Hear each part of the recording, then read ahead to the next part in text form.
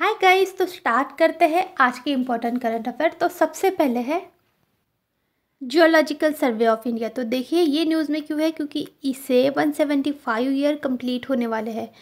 सो देखिए इसके बारे में जानने से पहले देखिए 1853 में रेलवे लाइन स्टार्ट होने वाली थी। उसके पहले हमें कोल चाहिए था, क्योंकि पहले रेलवे लाइन इलेक्ट्रिसिटी पर थोड़ी ना चल रही थी, कोल पर ही चल रही थी। तब जियोलॉजिकल सर्वे बनाया गया था कि कोल का डिपॉजिट कहाँ कहाँ है वो देखने के लिए, और इसीलिए ना फिर जियोलॉजिकल सर्वे ऑफ इंडिया का इस्टेब्लिशमेंट हुआ था 1851 में पर सर थॉमस ओल्डहाम। तो देखिए इसका हेडक्वार्टर कोलकाता में है और इसके 6 रीजनल ऑफिस भी है, और ये आता है under the ministry of mine. तो देखिए इसका मेन फंक्शन क्या है, जितना भी मिनरल रिसोर्सेज का असेसमेंट है, जो साइंटिफिक इंफॉर्मेशन है, उसे क्रिएट करना और अपडेट देना गवर्नमेंट ऑफ इंडिया को। यह है इसका मेन फंक्शन, मेन काम। सो देखते हैं कि जियोलॉजी क्या होती है। जियोलॉजी स्टडी होती है अर्थ के हिस्ट्री की, उसके लाइफ की और उसके फीचर की। सो देखिए ऐसे भी इसे रेफ़र किया जाता है कि अर्थ का फीचर क्या है, रीजन क्या है, माउंटेन प्लेन ये कौन सा है, ये सब देखता है। इन सब की स्टडी हो जाती है जियोलॉजी। तो देखिए अर्थ के लेयर होते हैं, तो पहला कोर, फिर इनर कोर या आउटर कोर हो जाता है, फिर मेंटल आता है, मेंटल के बाद आता है लिथोस्फीयर। लिथोस्फीयर का आउटर पोर्शन यानी हमारी जो अभी ज़मीन दिखती है ना, वही हो जाता है लिथोस्फीयर। और देखिए ये लिथोस्फीयर कैसे बनी होती है, क्रस्ट और मेंटल से। ये हो जाता है मेंटल और ये क्रस्ट।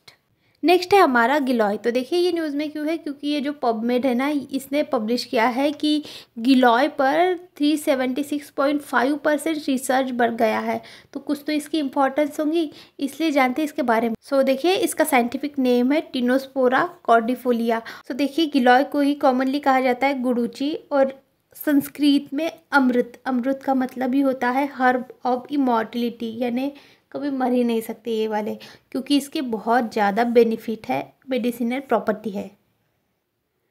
सो देखिए ये इसके हार्ट शेप लीव रहते हैं, और ये है गिलॉय, और गिलॉय के पत्तियाँ भी बहुत इंपॉर्टेंट रहती है।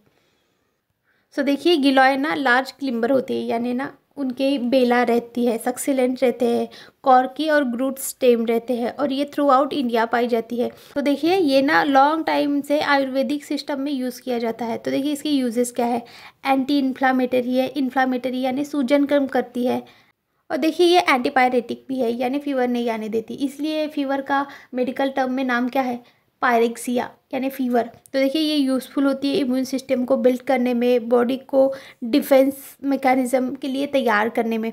और देखिए इसका सिग्निफिकेंट रोल भी है कैंसर थेरेपी में, ऑटो इम्यून डिसीज़ के मैनेजमेंट में, और इन्फ्लामेटरी डिसऑर्डर में भी।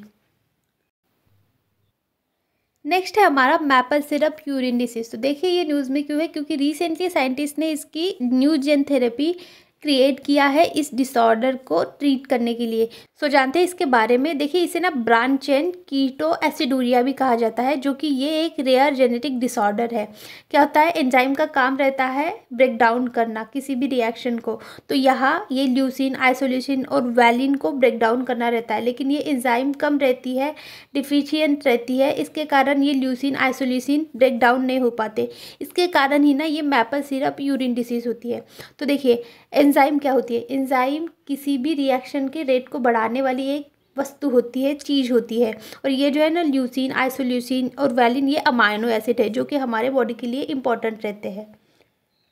और ये अमाइनो एसिड हमें कहाँ से मिलते हैं, प्रोटीन से मिलते हैं। जो भी हम प्रोटीन की चीज़ें खाते हैं उनसे मिलते हैं।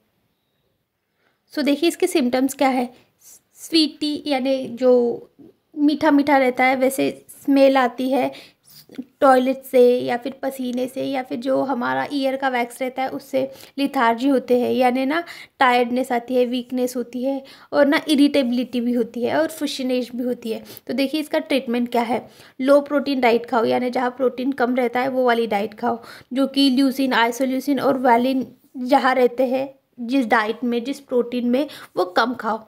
तो देखिए इसके सिम्टम्स तो देखे हैं, vomiting, lack of energy, developmental delay होता है, फूड को अवॉइड करते हैं, और यूरिन की स्मेल मीठी आती है। तो देखिए अगर इसे ट्रीट नहीं किया जाए ना, तो ये सीजर हो सकता है, कोमा आ सकती है, या फिर डेथ भी हो सकती है। नेक्स्ट है हमारा बंजारा कम्युनिटीज़। तो देखिए ये न्यूज़ में क्यों है, क्योंकि बंजारा कम्युनिटी के लीडर है संत सेवालाल महाराज। इनकी 286 अभी बर्थ एनिवर्सरी हुई है। तो लोकसभा स्पीकर है हमारे, उन्होंने एड्रेस किया है बंजारा कम्युनिटी को। तो जानते हैं बंजारा कम्युनिटी के बारे में। देखिए ये थ्रू आउट इंडिया पाई जाती है और मेनली तो तेलंगाना, आंध्रा, कर्नाटक, जो भी साउथ के स्टेट है उनमें। तो देखिए इनका परमानेंट सेटलमेंट भी है जिसे टांडास कहा जाता है। वैसे तो ये कंट्री के हर जगह में ही मिलते हैं। सो देखिए बंजारा कम्युनिटीज़ के वुमन, इनके हैंडीक्राफ्ट बहुत अच्छे रहते हैं, हेयर स्टाइल भी बहुत अच्छी रहती है। सो देखिए ये वे ना घोरबोली लैंग्वेज बोलते हैं, जिसे लंबाड़ी भी कहा जाता है, जो कि Indo Aryan group of language का पार्ट है। तो देखिए इनका इंपॉर्टेंट फेस्टिवल रहता है तीज, और इनका फायर डांस और चारी डांस वेरी फेमस रहता है। और ना इनके यहाँ टैटूज़ भी वेरी कॉमन रहते हैं, और उनसे ही ना इनकी स्टाइल, आइडेंटिटी और फैमिली कनेक्शन भी देखे जाते हैं इनके टैटू और इनके कपड़ों में से। सो जानते हैं आप संत सेवालाल महाराज के बारे में। देखिए ये सोशल रिफॉर्मर थे और स्पिरिचुअल टीचर भी थे बंजारा कम्युनिटी के। और इनका जो ग्रुप था ना उसे लाडेनिया ग्रुप कहते थे, जो कि फॉरेस्ट ड्वेलर और नोमैडिक ट्राइब को हेल्प करता था।